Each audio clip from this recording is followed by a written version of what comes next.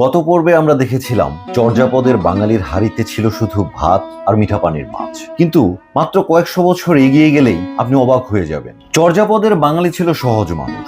হাঁড়িতে ভাত, মিঠা পানির মাছ, জীবন সরল, রান্নাও সরল। ডাল ছিল না, মশলার বাহার ছিল না, রান্নার জটিলতাও ছিল না। কিন্তু তারপর কি হলো? 1500 শতকের মঙ্গল কাব্যের পাতা খুললে অবাক হয়ে যেতে হয়। এটাই কি সেই বাঙালির রান্নাঘর?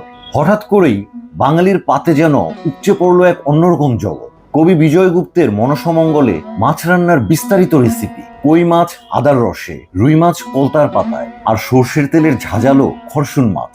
রুই, কাতলা, চিতল, মাগুর, পাবদা, শোল, চিংড়ি, এত রকমের মাছ মনে হয় কাব্য নয়, রান্নার বই পড়ছি। আর চণ্ডীমঙ্গলে মুকুন্দরামের কলমে উঠে এলো নটে শাক, পুঁই শাক, পালং, চালতার ঝোল, বিউলির ডাল, নিম পাতার শুক্তো, আর নারকেল এবং তিলের পিঠা। আর ভারতচন্দ্রের অন্নদামঙ্গলে উঠে এলো 23 পদের নিরামিষের কথা। তারপর শুরু হলো মাছের পর্ব। কাতলা, ভেটকি, কই, চিতল, শিকপুরা, ঝুড়ি। 500 বছর আগে বাঙালির রান্না মোটেও সাদামোটা ছিল না। কিন্তু এই পরিবর্তনটা কোত্থেকে এলো? ইতিহাস বলছে এই সময়ে বাংলায় এলো নানা সভ্যতার মিলন। মুঘল, আরব, পর্তুগিজ বণিক, সাথে এলো নতুন নতুন মশলা, নতুন নতুন রান্নার কৌশল, নতুন স্বাদ। চর্যাপদের সেই সহজ হাড়ির রান্নাই পরিবর্তিত হলো মঙ্গল কাব্যের সমৃদ্ধ রন্ধনশালায়। কিন্তু একটা জিনিস বদলায়নি, চর্যাপদ থেকে মঙ্গল কাব্য। 1000 বছর পার হয়ে গেছে, খাবারের তালিকা বদলেছে, মশলা বেড়েছে, রান্না জটিল থেকে জটিলতর হয়েছে, কিন্তু বাঙালি আজও সেই মাছে ভাতে বাঙালি রয়ে গেল। মিঠা পানির মাছ